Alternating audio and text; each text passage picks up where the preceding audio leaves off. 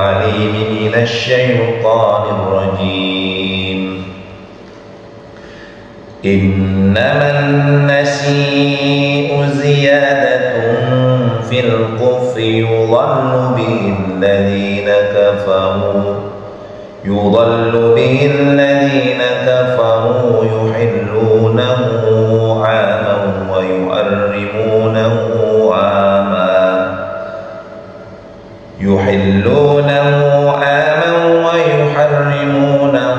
عاما ليواطعوا عدة ما حرم الله فيحلوا ما حرم الله زين لهم سوء أعمالهم والله لا يهدي القوم الكافرين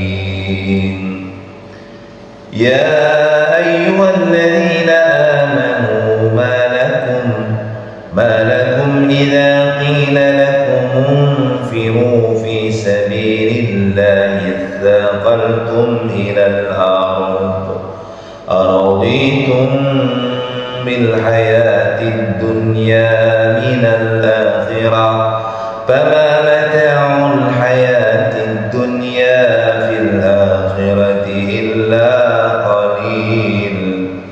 إلا تنفروا يعذبكم عذابا أليما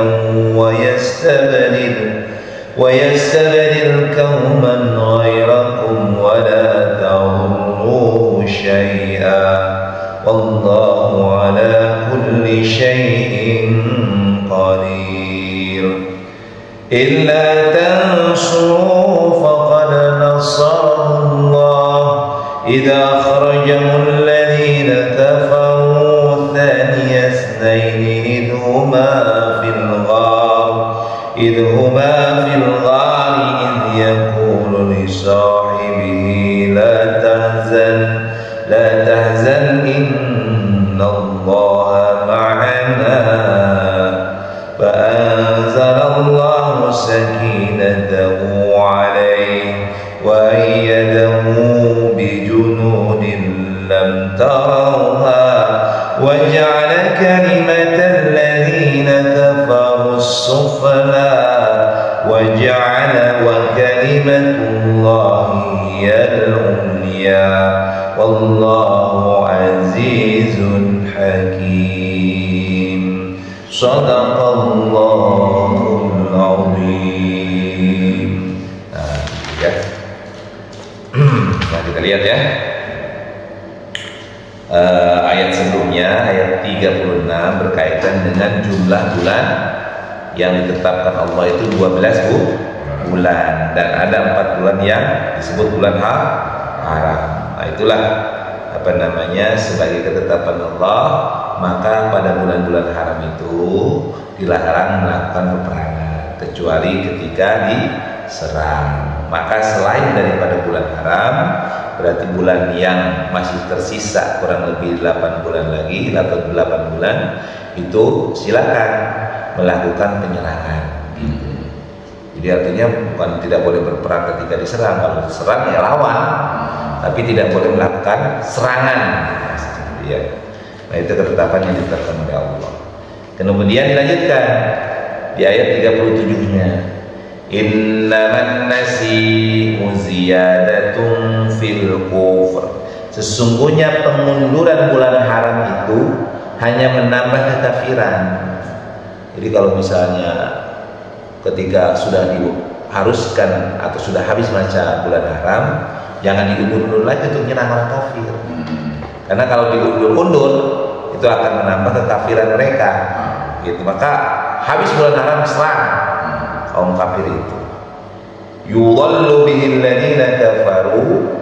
Orang-orang kafir disesatkan dengan pengunduran itu. Yuhillunahu 'aman wa yuharrimunahu 'aman. Mereka menghalalkan suatu tahun dan mengharapkan pada suatu tahun yang lain.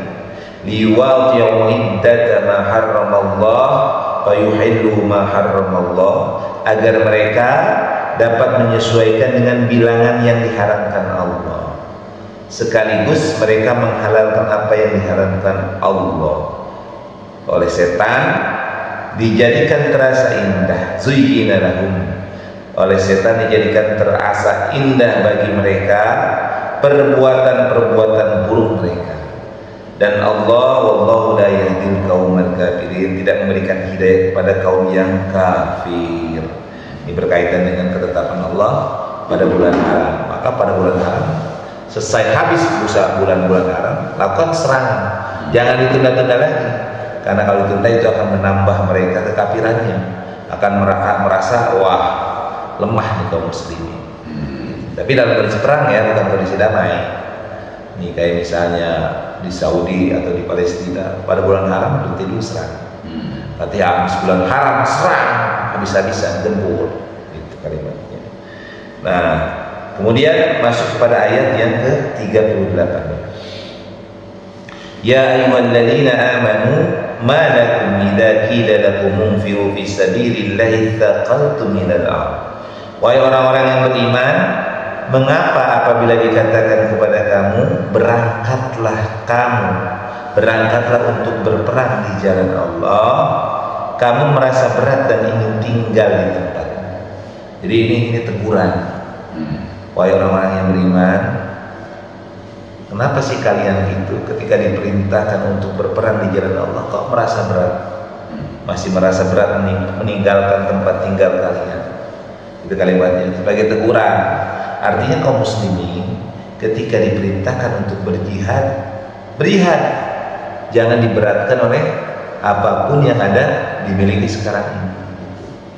Maka ditegur oleh Allah, wahai orang-orang yang beriman, mengapa ketika diperintahkan kepada kalian untuk berperang di jalan Allah, kalian merasa berat, ya, merasa berat dan ingin tinggal di tempat tinggal kalian, di rumah kalian.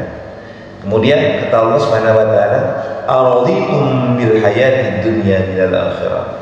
Apakah kamu lebih menyenangi kehidupan di dunia daripada kehidupan di akhirat? Gitu kalimatnya. Fama mata'ul hayatid dunya fil akhirati illa qalil. Padahal kenikmatan hidup di dunia ini dibandingkan dengan kehidupan di akhirat hanyalah sedikit. Jadi kalimatnya simpel begini. Rasulullah memerintahkan kaum muslimin untuk berperang. Tapi ada di antara kaum muslimin yang mereka meminta izin, merasa berat untuk melakukan peperangan karena berat meninggalkan apa yang dimilikinya, harta bendanya, keluarganya, anak istrinya. Maka ditegur oleh Allah, ketika Allah dan Rasulnya merintahkan untuk berjihad, jangan membangkang, berjihad kalian. Ya, apakah kalian kemudian ridho lebih menyenangi kehidupan dunia dibandingkan akhirat? Padahal kehidupan akhirat itu jauh lebih besar kenikmatannya dibandingkan dunia. Kenikmatan dunia dibandingkan akhirat hanyalah sedikit, gitu kalimat. Duniamu hanya 70-80 tahun, akhiratmu selama-lamanya. Duniamu paling kamu mendapatkan harta kalau dihitung-hitung seumur hidupmu nggak sampai 1 triliun. Bahkan kalau dihitung-hitung dari mulai kita kerja nih, sampai sekarang dihitung-hitung belum tentu mencapai 10 miliar. Ya kan? 1 miliar pun belum tentu. Ya, padahal itu gaji selama padahal mulai kerja sampai sekarang ada 1 miliar kan? Nggak ada. Gaji kita nggak nyampe 1 miliar, sedikit yang kita dapatkan. Nah, kata Allah Subhanahu wa taala, apakah kamu menyenangi kehidupan yang sedikit dibandingkan yang banyak yang abadi? Ridho kamu dengan sesuatu yang sedikit meninggalkan yang banyak gitu. Maka kata Allah Subhanahu wa taala, tidaklah kehidupan dunia dibandingkan kehidupan akhirat kenikmatannya kecuali hanya sedikit. Artinya simpelnya kehidupan dunia ini kenikmatannya jauh sangat kecil dibandingkan kenikmatan kehidupan akhirat gitu. Jadi ketika Allah dan Rasulnya memerintahkan untuk berjihad, berperang di jalan Allah, maka wajib untuk mematuhinya. Jangan merasa berat dengan harta bendanya, berat dengan anak istrinya, berat dengan keluarganya. Itu semua milik Allah. Lakukan jihad itu yang dibangkitkan oleh Allah melalui Rasulullah kepada kaum muslimin untuk berjihad melawan kaum musyrikin dan kafirin. Kemudian lanjutkan, illa tanfiru yu'adzibkum adzaban alima wa yastabdil qauman ghairakum wa la taqulluhu syai'a. Jika kamu tidak berangkat untuk berperang, niscaya Allah akan menghukum kamu dengan azab yang pedih dan menggantikan kamu dengan kaum yang lain. Dan kamu tidak akan merugikannya sedikit pun, tidak akan merugikan Allah sedikit pun. Wallahu ala kulli syai'in qadir, dan Allah Maha Kuasa atas segala sesuatu. Maka Allah Subhanahu wa taala gini, kalau kalian memang tidak mau berperang, gitu kalimat. Kalau kalian tidak mau patuh dengan perintahku untuk melakukan jihad di jalan Allah memerangi kaum musyrikin dan kafirin, maka kalian akan mendapatkan siksa yang pedih di dunia. Apa itu siksa yang pedih?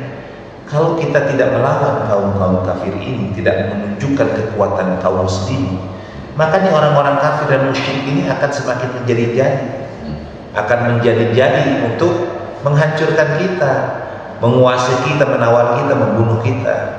Di kalimatnya begini, makanya dalam kehidupan sekarang ini kita nggak bisa diam, nggak cuma doa, itu Allah nggak perintahkan begitu. Doa dengan usaha itu seiring sejalan, tidak cukup dengan doa. Kayak kemarin misalnya Mas April, saya mah doa saja, saya mah tidak akan memilih, tidak akan nyoblos. Nah ini salah, karena doa itu dilakukan setelah usaha. Usaha dulu, doa kepada Allah Subhanahu wa taala agar dipermudah, agar dihasilkan usahanya. Artinya gini, Allah memerintahkan untuk berjihad dengan pahala yang besar, berperang di jalan Allah, mati syahid, hidup mulia, itu kalimatnya. Maka jangan lagi diberatkan dengan apapun yang kita miliki sekarang ini. Apakah harta benda, apakah anak istri, apakah keluarga, dan lain sebagainya. Kenapa? Karena kenikmatan dunia hanyalah sedikit dibandingkan akhirat. Jadi jangan salah kita memilih, ya, memilih sedikit, mengorbankan yang banyak. Maka kata Allah Subhanahu wa taala, kalau kita tidak berperang, berjihad, maka kita akan ditimpakan azab yang sangat pedih. Ini coba saja. Kalau kita diam, seorang kafir menguasai kita, menguasai ekonomi kita, menguasai pemerintahan kita, menguasai berbagai macam bidang dalam kehidupan tata negara bangsa kita, maka yang terjadi apa? Maka akan terjadi azaban alimah. Mereka akan menyiksa dengan kejam, sebagaimana Belanda, sebagaimana Jepang dahulu misalnya di zaman penjajahan. Maka orang-orang kafirin dan orang-orang musyrikin ini, mereka ketika berkuasa, ketika kita diam dan mereka melakukan penganiayaan, kezaliman, penindasan, bahkan sampai pembunuhan, maka kita umat Islam yang akan rugi. Ini fakta nyatanya. Umpamanya umat Islam di Indonesia ini kan mayoritas dengan 87% umat Islam. Kalau seandainya umat Islam hanya diam, tidak melakukan sebuah, atau ya sudahlah, kan pemimpin baik, saya tidak akan memilih. Yang nggak memilih umpamanya sampai 100 juta saja nggak memilih, maka yang rugi bukan mereka, kita yang rugi. Kenapa yang rugi? Karena suara-suara akan jatuh ke mereka, suara di legislatif, suara di eksekutif, semua bidang ketatanegaraan dikuasai oleh mereka. Maka kalau sudah dikuasai oleh mereka, kita tinggal menunggu azabnya. Ya sebagaimana sekarang contoh politik Jokowi, gitu kan. Dia menguasai eksekutif, presiden, pemerintahan dia kuasai. Ya kan, dia bisa mengatur menteri, memilih, memilih menteri-menteri semau-maunya dia sebagai seorang kepala negara, kepala pemerintah. Dia bisa memilih panglima TNI, dia bisa memilih polisi, kapolrinya, dia bisa memilih ketua Mahkamah Agung, dia bisa memilih ketua Jaksa Agung, ketua KPK, semua dia ditangan oleh presiden. Maka kalau presidennya ini orang nggak benar, maka semuanya akan menjadi nggak benar. Maka yang akan dikorbankan rakyat. Itu maksudnya, ketika kita tidak mau berjihad, ketika kita diam saja, tidak melakukan sebuah upaya dalam rangka izul Islam wal muslimin, agar Islam itu mulia, agar Islam itu bisa memberikan manfaat bagi orang lain dalam kehidupan berbangsa dan bernegara, maka yang terjadi, kita diam berarti kita yang rugi. Kita diam, tinggal tunggu kita akan dihancurkan. Maka gerak sesuai dengan kapasitas kemampuannya. Gerak, jangan cuma doa-doa. Pilih suara, nanti anggota dewannya kita yakini bahwa dia adalah orang yang baik, orang yang soleh, seorang muslim yang taat dan patuh, yang bertanggung jawab. Istikharah itu, minta sama Allah pilihan mana yang terbaik. Calon presiden ada 3, kita milih, kita timbang, kita lihat mana yang terbaik untuk kita. Minta istikharah kepada Allah, mudah-mudahan pilihan kita yang terbaik. Buka hati nurani, lepaskan kepentingan uang, kepentingan politik, lepaskan itu, buka hati nurani, pilih mana yang terbaik menurut kita, menurut kebaikan yang kita miliki ukuran. Kan orang itu sejahat-jahatnya orang, preman sekalipun, penjahat yang paling sadis pun, dia kan memiliki hati nurani. Orang maling itu dia bukan nggak tahu kalau dia itu salah, ya kan? Maling itu dia tahu kalau itu salah. Kenapa dilakukan? Karena tidak ada kesempatan lain untuk melakukan hal lain. Kalau seandainya ada hal lain, mungkin dia nggak bakal. Ya kan, banyak orang yang karena kepepet, ya kan, karena memang kebutuhan mendesak, karena kondisi yang memaksa dia, akhirnya dia mencuri barang orang lain. Karena ada orang yang, maaf, di beberapa daerah, orang ngambil kakao, ngambil buah apa gitu milik orang lain, karena dalam kondisi keterpaksaan karena lapar. Nah gitu kan ya. Jadi sebenarnya kalau berbicara tentang hati nurani, mau dia orang kafir, mau dia orang muslim, dia memiliki hati nurani. Cuman kenapa hati nurani itu tidak muncul ke permukaan menjadi sebuah amal yang baik? Karena tertutup oleh setan. Tertutup, setan ini sengaja. Diibaratkan umpama, kalau padangan punya pisau. Jadi gini ibaratnya, dulu ketika kita lahir, kita ini diberi pisau. Semua makhluk yang namanya manusia dikasih pisau yang sama. Pisau yang sama, ukurannya sama, potensinya sama. Tetapi kemudian seiring waktu, orang itu mempergunakan pisaunya macam-macam.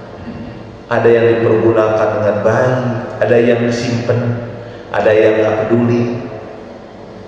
Bagi orang yang selalu mengasah pisaunya, maka pisau itu akan tajam, akan selalu memberi manfaat. Tapi bagi orang yang hanya membiarkan pisau itu, dia akan berkarat. Atau pisau itu dipakai untuk hal-hal yang tidak baik, misalnya, maka pisau itu menjadi tumpul. Nah, itu ibarat hati nurani. Kalau hati nurani tidak kita asah, biasanya dengan apa? Dengan amal-amal baik, dengan mendekatkan diri kepada Allah, dengan berbagai amalan-amalan kita. Maka yang terjadi, hati nurani tertutup. Coba saja, padahal pernah dengar preman yang paling kalah, penjahat yang paling sadis, kalau sama anaknya sayang, sama istrinya sayang nggak? Sayang, ya kan? Di luaran galaknya minta ampun. Ada orang macam-macam, bacok, tonjok, gitu. Tapi kemudian giliran di rumahnya, dia sangat sayang sama anak, ya kan? Coba contoh yang lain, misalnya ada dulu mafia terbesar di dunia ini misalnya. Mafia itu sayang nggak sama anaknya? Sayang. Nah sayang itulah yang disebut dengan hati nurani yang memang Allah berikan kepada manusia sebagai fitrah. Nah inilah yang dimaksudkan. Jadi ketika kita tidak melakukan sebuah kebaikan dalam bentuk jihad fisabilillah, kita diam dengan berbagai macam kemungkaran, kita diam dengan berbagai macam kezaliman yang dilakukan oleh kaum musyrikin dan munafik, maka kita akan merasakan akibatnya. Selain kita akan ditimpa dengan kesengsaraan yang diakibatkan karena kejahatan mereka, dan kita pun akan merasakan azab dari Allah Subhanahu wa Ta'ala. Hidup semakin sulit, hidup semakin sempit. Itu kalimatnya. Kemudian dilanjutkan,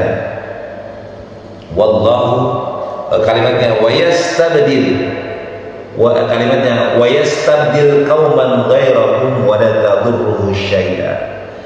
Dan kata Allah Subhanahu wa Ta'ala, menggantikan kamu dengan kaum yang lain, dan kamu tidak akan merugikan Allah sedikit pun. Jadi kalau kita diam, nih kayak begini contohnya, padahal mendengar pengungsi Rohingya yang dari Myanmar, pengungsi Rohingya itu kaum muslimin yang diusir, yang sekarang terkatung-katung diusir dari negaranya. Kenapa mereka bisa terusir? Karena meninggalkan ruh jihad, sehingga diusir dan tidak bisa melawan. Karena mereka tidak mempersiapkan untuk melawan. Maka yang terjadi apa? Diusir. Di Indonesia nggak diterima, di Saudi juga nggak diterima, di mana-mana nggak diterima. Akhirnya menjadi manusia yang tanpa negara, karena diusir dari negara. Nah kita pun orang Indonesia, kalau meninggalkan semangat untuk berjihad, beramal, melakukan dalam rangka menegakkan hukum-hukum Islam, maka akan terjadi hal begitu. Kalau umat Islam, kaum muslimin hanya cuma KTP-nya doang muslim, tapi kelakuannya sudah kafirin wal musyrikin, maka hilang dah. Lambat laun di Indonesia udah nggak ada lagi orang Islam. Coba aja kemarin misalnya dengan COVID-19 dilarang sholat di masjid, ya kan?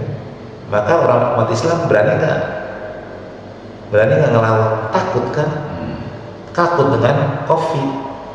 Dilarang sholat di masjid, boleh sholat di masjid dipakai jarak, ya kan?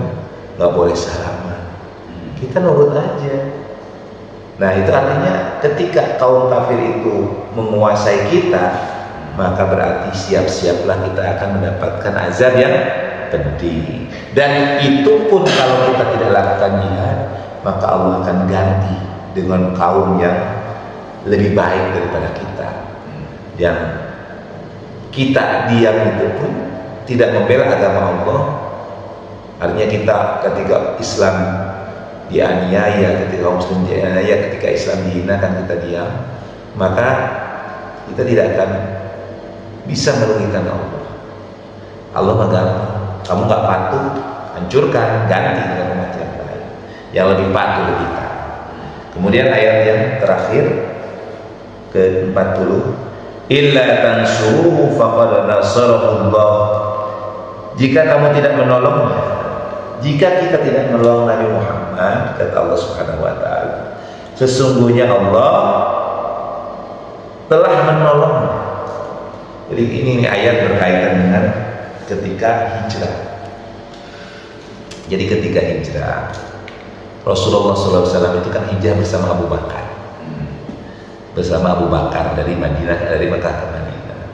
Itu dilakukan pada malam hari. Jadi Rasulullah berangkat dari Mekah menuju Madinah, dan dia dikejar-kejar oleh kaum musyrikin Quraisy. Nah, sampailah dia di Gua Sur namanya. Gua Sur, beberapa kilometer dari Mekah. Gua yang sangat sempit. Jadi kalau lihat Gua Sur itu sempit. Ya karena dia, ya kalau seandainya ngelongok kepala aja itu bisa kelihatan orang di dalam. Tapi Gua Sur itu tembus kayak bentuk kura-kura, kepala bentuk, jadi ada lubang depan, ada lubang belakang, tapi sempit. Nah di Gua Sur itu Rasulullah dikejar-kejar oleh kaum musyrikin Quraisy, maka dia bersama Abu Bakar masuk ke dalam Gua Sur itu dalam rangka bersembunyi. Nah ketika masuk ke dalam Gua Sur itu, kaum kafir itu udah ngepung gua itu, udah ngepung, mengejar, dan sudah sampai di gua itu. Tapi kemudian Allah memberikan pertolongan dengan menutupi pintu gua itu dengan laba-laba, dan ada bekas-bekas sarang burung, sehingga orang yang melihatnya nggak percaya kalau seandainya ada orang di dalam, karena masih utuh, ada sarang laba-laba dan juga ada bekas-bekas burung. Nah ini bahwa nggak mungkin ada orang masuk. Padahal kalau seandainya mereka masuk, nengok aja pala itu udah kelihatan kaki Rasul. Tapi Allah memberikan pertolongan kepada Rasulullah dan Abu Bakar. Nah, ketika terjadi di Gua Sur itu kan gua yang banyak ularnya, ularnya banyak. Maka kemudian ketika Rasulullah dikepung oleh kaum kafir Quraisy, yang mereka itu melongok, yang kesana yang kesini mengelilingi Gua Sur itu, dan kemudian di depan pintunya ada sarang laba-laba yang menutupinya, dan juga berbagai macam bekas-bekas burung. Kayak burung kadang-kadang kan membuang sarang kan gitu kan, bersarang burung. Nah, orang kafir itu nggak percaya.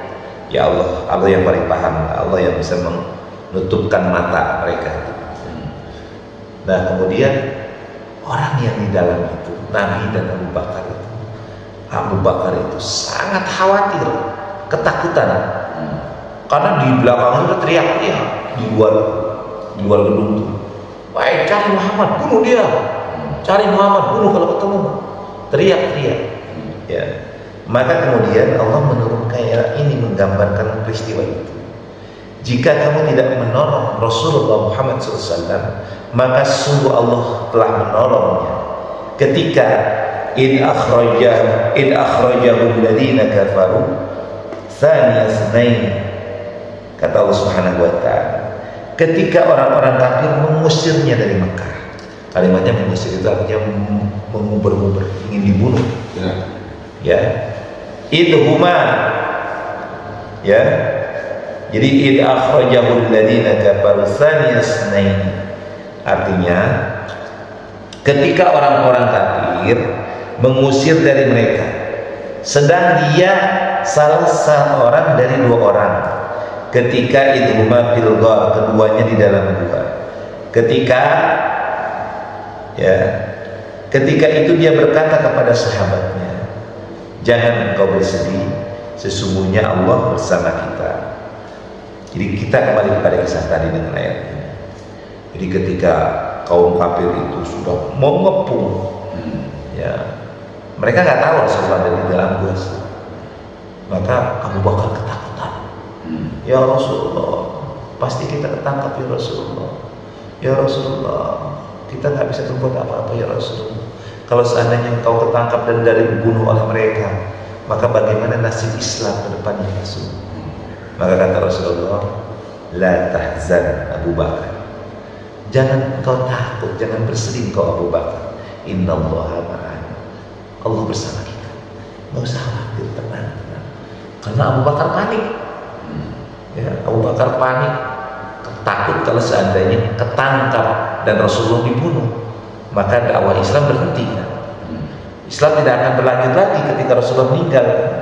Pada awal-awal perjuangannya setelah Rasulullah tinggal di Mekah, kurang lebih beliau 13 tahun tinggal di Mekah, berdakwah, tidak ada hasil yang begitu signifikan. Artinya hanya beberapa puluh orang saja yang masuk Islam, atau beberapa orang saja yang masuk Islam. Kebanyakan mereka menentang Rasulullah, bahkan mengancam untuk membunuh Rasulullah. Maka kemudian Allah merintahkan untuk berhijrah. Abu Bakar menemani, diuber-uber oleh kaum kafirin. Masuklah Rasulullah bersembunyi dalam Gua Sur. Dan ketika kaum kafir sudah sampai ke Gua Thur, mereka berteriak-teriak dengan luar biasa, dengan penuh amarah. Maka kemudian kondisi seperti itu membuat khawatir Abu Bakar. Kemudian Rasulullah menenangkan Abu Bakar, tenang Abu Bakar, jangan sedih, jangan khawatir, Allah bersama kita. Dan Allah berikan pertolongan dengan menutup Gua Thur itu dengan sarang laba-laba dan juga sarang-sarang burung, sehingga kaum kafir akhirnya pergi meninggalkan Rasulullah bersama para sahabat di Gua Thur.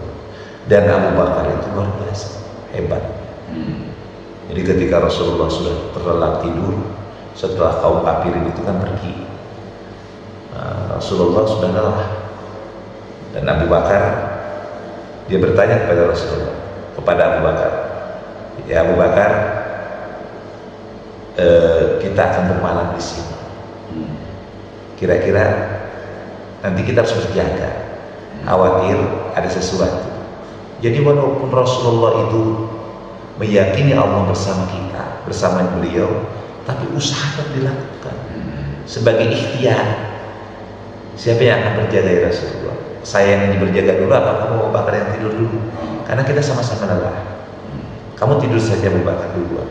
Maka kata Abu Bakar, tidak ya Rasulullah, engkau yang tidur di luar, karena kan udah malam, nanti besok pagi kita akan melakukan perjalanan kembali, tapi malam ini kita tidur, karena nggak mungkin melakukan perjalanan pada malam hari, karena mereka tidak punya senter.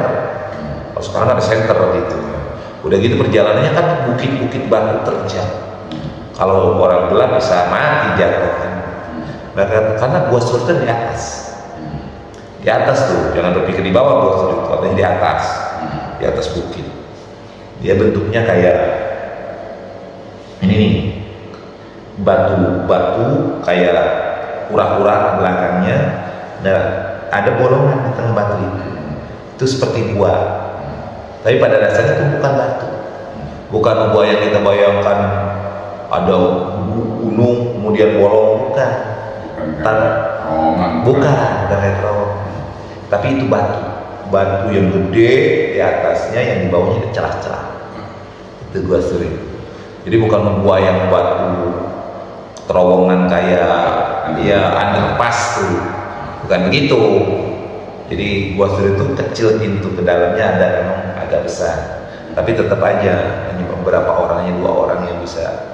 Saat itu Rasulullah juga dempet-dempetan dengan Abu Bakar. Ada beberapa titik lubang yang kalau malam di Saudi pada saat itu atau di Makassar itu banyak ular yang berbisa. Maka kemudian Rasulullah beliau tertidur, dan Abu Bakar menutupi lubang-lubang yang dikhawatirkan ada ular. Karena kalau nggak ditutup ular masuk, kalau malam kan ular masuk. Maka ditutuplah dengan kain-kain yang dibawa oleh Abu Bakar dan Rasulullah. Tapi ada satu lubang yang belum bisa tertutup. Maka kemudian Rasulullah tertidur, Abu Bakar jaga. Jadi posisinya kayak empet-empetan gini, bukan berjauhan kepada gua sebesar ini, enggak. Tadi akhirnya Rasulullah tidur, ya nyender, Abu Bakar di sebelah dengan kaki menutupi salah satu lubang. Tutup gini, takut khawatir ada ular. Nah, kemudian akhirnya Rasulullah tertidur dan Abu Bakar merasa kasihan. Maka kemudian Rasulullah yang tertidur, kepalanya lama-lama kan turun dan tertidur kan, karena sempit. Akhirnya mau nggak mau dia mulai jatuh ke pinggir Abu Bakar. Maka Abu Bakar kemudian menempatkan kepala Rasulullah di paha beliau, kakinya satu masuk ke lubang. Nah ketika itu ternyata ada ular yang mau masuk, dan ular itu menggigit kaki Abu Bakar. Abu Bakar nggak mau bergerak, dia menahan sakit yang dipatuk ular yang berbisa, menahan sakit dengan keluar air mata, menangis, tapi tidak mau merubah posisi karena dikhawatirkan Rasulullah terbangun. Tapi air mata sesegukan, merintih, ada rintihan yang keluar dari bibir Abu Bakar secara halus, dan itu kemudian didengar oleh Rasulullah. Dan Rasulullah kemudian terbangun, ya Abu Bakar, kenapa engkau kok meringis-ringis? Kelihatan kau pun menahan sakit. Ya Rasulullah, kakiku dipatuk ular ya Rasulullah, mana kaki lubang itu? Kakiku sudah membiru. Ya Allah, kenapa engkau tidak bangunkan aku? Tidak ya Rasulullah, aku khawatir engkau akan terganggu tidur lelapmu ya Rasulullah. Kata Abu Bakar, akhirnya Rasulullah ikut menangis karena betapa terharunya dengan apa yang dilakukan oleh Abu Bakar. Dan kemudian bermunajat kepada Allah, mengambil air dan berdoa kepada Allah, menyiramnya dengan air. Yang alhamdulillah kemudian luka itu hilang, bekas gigitan ular itu pun sembuh. Nah itu jadi poinnya, betapa Abu Bakar itu luar biasa, sangat cinta kepada Rasulullah SAW, rela mengorbankan apapun demi Rasulullah SAW. Nah kemudian setelah kejadian itu, fa'anzalallahu sakinata, maka Allah menurunkan ketenangan kepada Nabi Muhammad SAW, wa ayyadahu bi junudin lam tarawha, dan membantu dengan bala tentara, yakni malaikat-malaikat yang tidak terlihat olehnya. Wa ja'ala kalimatal ladzina kafaru sufla, Allah menjadikan seruan orang-orang kafir itu rendah, dan firman Allah itulah yang tinggi. Allah Maha Perkasa lagi Maha Bijaksana. Jadi setelah itu kemudian Rasulullah melakukan perjalanan ke Madinah, dan sampailah di Madinah dan diberikan tempat oleh kaum Nasrani, yang disebutnya kaumnya itu Ansor, ya Ansor, penduduk Madinah yang memberikan pertolongan kepada kaum muslimin di Mekah. Nah Ansor ini kemudian menyambut Rasulullah dengan berbagai macam perjalanannya, dan Allah memberikan ketenangan kepada Rasulullah dalam melakukan perjalanan itu, dan memberikan pertolongan dengan malaikat yang tidak terlihat. Dan Allah menjadikan ucapan-ucapan orang kafir itu rendah, tidak ada faedah apa-apanya, dan firman Allah Subhanahu wa Ta'ala adalah dijadikan oleh Allah Subhanahu wa Ta'ala sebagai kalimat yang tinggi. Artinya, dan firman Allah itulah yang tinggi. Allah Maha Perkasa lagi Maha Bijaksana. Maka kesimpulannya yang pertama, ketika Allah dan Rasulullah memerintahkan kita untuk berjihad, maka jalankan, laksanakan perintah itu. Jangan meninggalkan jihad. Jihad itu apa sih? Perang. Perang itu apa? Kalau seandainya memang orang kafirin, orang musyrik itu ingin menyerang kita dengan berbagai macam cara, lawan oleh kita, jangan diam. Jangan diam. Jangan cuma pasrah berdoa kepada Allah. Tidak. Rasulullah tidak begitu mengajarkan. Tapi kita harus berupaya melawan. Karena Rasulullah itu adalah sebagai makhluk yang disayang oleh Allah Subhanahu wa Ta'ala. Kalau dia minta, bisa dihancurkan apapun. Tapi Rasulullah tidak kemudian melakukan itu, tapi juga berupaya sebagai sebuah nasihat untuk kita, sebagai sebuah pembelajaran untuk kita, bahwa kita manusia harus usaha, jangan menerima doang. Nah itu yang diajarkan manusia itu usaha, upaya. Kalau ada kafir nyerang, lawan. Kalau kafir memang yang menghancurkan kita, kita kan harus siap. Itu yang diajarkan oleh Islam, bukan sekedar doa, ya Allah ya Allah. Enggak. Doa itu dilakukan setelah kita berusaha. Makanya ada perjuangan dan doa, usaha dan doa. Kita usaha semaksimal mungkin, baru kita doa kepada Allah Subhanahu wa Ta'ala, ya Allah, mudahkanlah, lancarkanlah usaha kita. Lakukan sebelum kita berusaha, lakukan setelah kita berusaha. Doa itu dilakukan di awal, dilakukan di akhir. Sebelum bekerja, doa, minta kelancaran dan kemudahan. Sesudah kita selesai bekerja, kita doa agar apa yang dilakukan membuahkan hasil. Artinya apa yang diusahakan berhasil. Nah itu sebagai gambaran tentang kajian dari pada ayat 37 dan 40 surat At-Taubah. Ada pertanyaan? Las? Cukup ya. Alhamdulillahirabbil alamin. Shadaqallahul adzim.